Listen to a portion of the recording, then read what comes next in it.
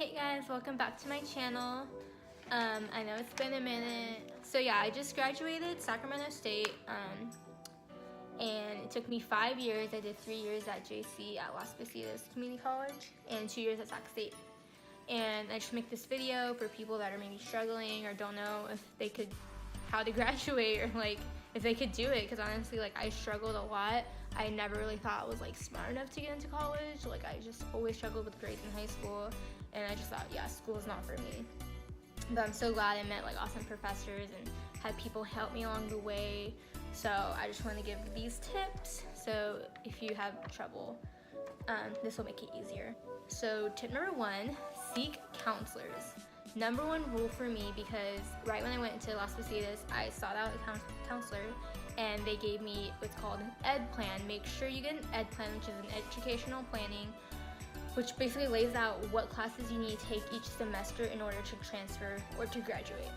And I've had counselors help me so much in this, because it makes applying or signing up classes so much easier when you already know what classes you're going to sign up for.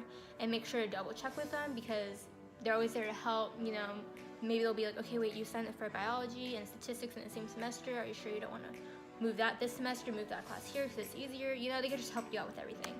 I just had really good experiences with counselors. One story, I guess you could say. So that was at Las Positas. At Sac State, my counselor really helped me out, because I was visiting him while I was at Las Positas, because I was so nervous. Like, I don't know if I'm able to make it in. Like, do I have all the requirements? Just making sure I had all the requirements to transfer. And he was like, you'll be fine, you'll be fine. That was a year before I went to Sac State. And then once I come to Sac State, I go in to get my ed plan, and he like recognized me right away. He's like, wow, like, you finally made it in. Like, how are you? Like, he remembers my name and everything. I'm like, wow, like, he remembers me.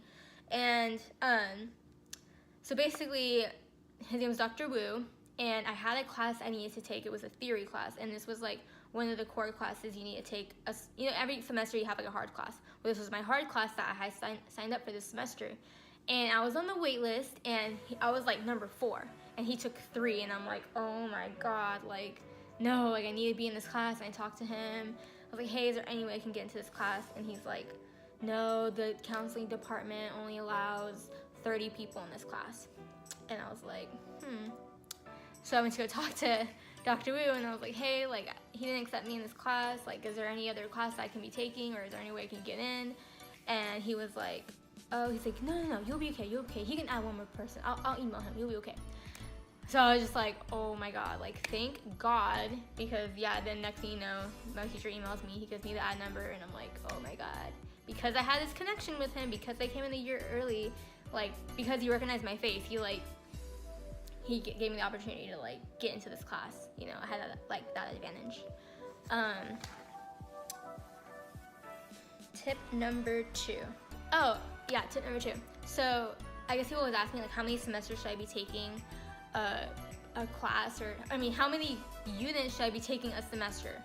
I recommend, okay, so what I did my first semester, I took 17 units, and in hindsight, I really wish I didn't do that, because I ended up getting like C's. Like, it was a really bad year, a bad semester, because 17 classes means it's like 6 classes, and that was like a lot for me, because I'm used to, it depends honestly what high school you went to. My high school, I was used to taking 4 classes a semester, so I had that same, like, I was familiar with taking 4 classes a semester. I'm not used to taking 7 classes, versus maybe other high schools you guys would take 7 classes, like 50-minute classes. I'm used to like an hour and 30 for 4. So it depends what you're used to, but I recommend in the beginning, go kind of low, like at least 12. You can go for like 13, 14. I don't recommend 17 or 8. I don't recommend 18. Like, I don't recommend the highest you can hit. I think you should start low, and then once you get to your sophomore year, start taking like 15 units. That's what I was doing. I was always right around 15 units. I'd take 14, maybe 16, 15, just stay in there. And make sure you check in with your counselor. He'll show you like how many units exactly. So it's gonna be different for other people, but definitely talk to your counselor.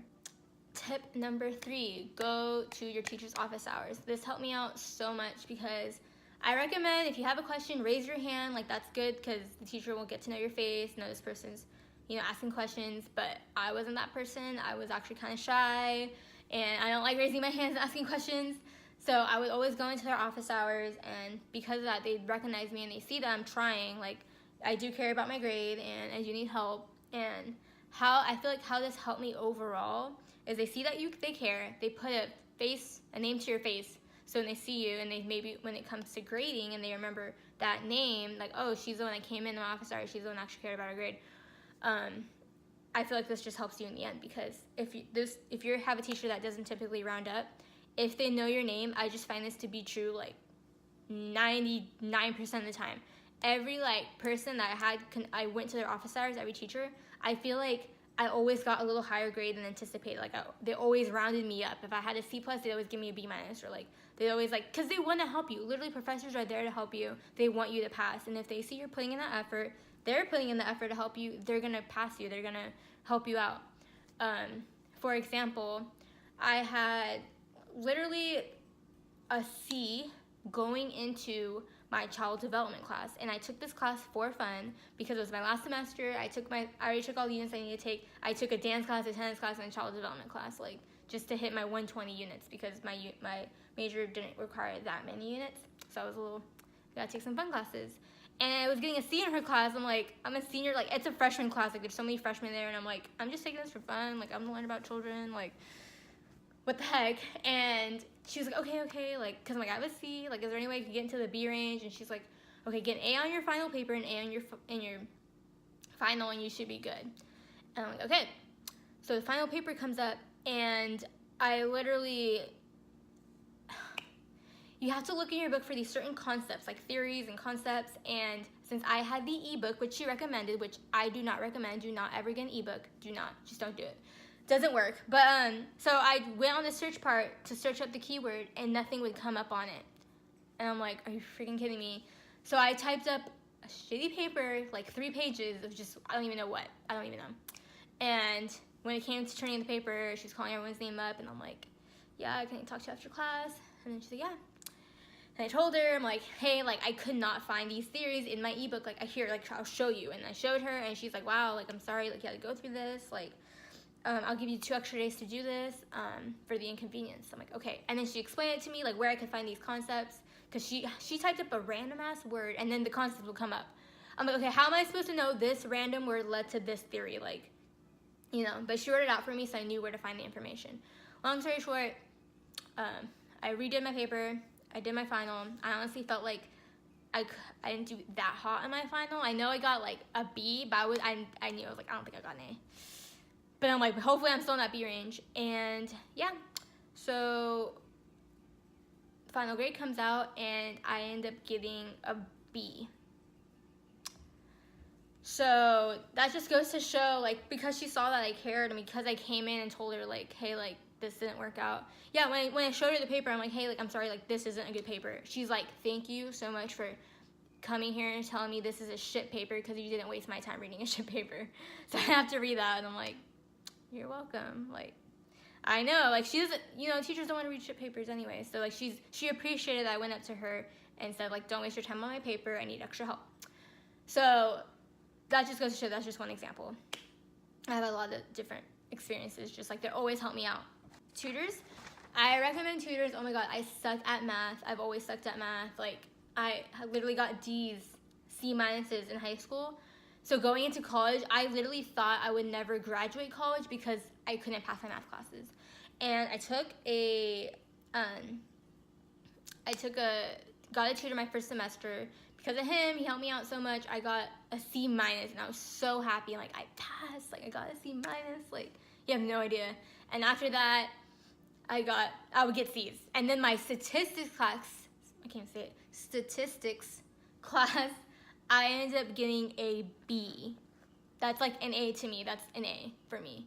I'm just like, thank you, tutors. I had a really awesome professor too. Like I have some awesome professors. And lastly, it is not the end of the world if you do not pass a class, waitlisted, and you don't make it. Like, just things happen, and it might seem like the end of the world, but it really isn't. It always works out in the end. Be honest, I graduated, but I did not pass my English class. Okay, well, I'm gonna tell a story. It's freaking In my defense, in the beginning of the semester, he told us to write out what did we need help in English. And I said, my struggle personally for me was always like quoting things and writing the parentheses and how to paraphrase without like plagiarizing. Like I always struggled with that concept. And he was the dean of the English department. And I had a B in his class. And come the final paper, I write my final paper and I get it back and I get a 0. And I go to talk to him and I wrote this paragraph. I wrote the citation, but I didn't write parentheses.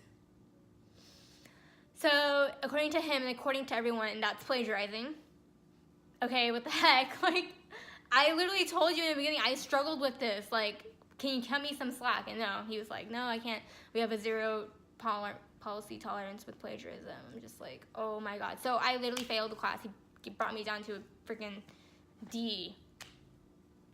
So, oh my God, because it was a major part of my grade. And that felt like the end of the world. And it kind of felt like it, but I ended up going through it. I ended up passing the next class and like getting a better grade. And things just work out, you guys. Like, it's gonna suck, okay? It's gonna really suck, but it can happen. And you just have to get through it because you're just be like, I need to graduate. I don't care what I go through. I just need to pass this class. And you're gonna go through some struggles. That's normal. But I'm trying to make this video kind of short. I really hope you guys liked it, and make sure to subscribe because like I said, I'll be making more videos now. And take care.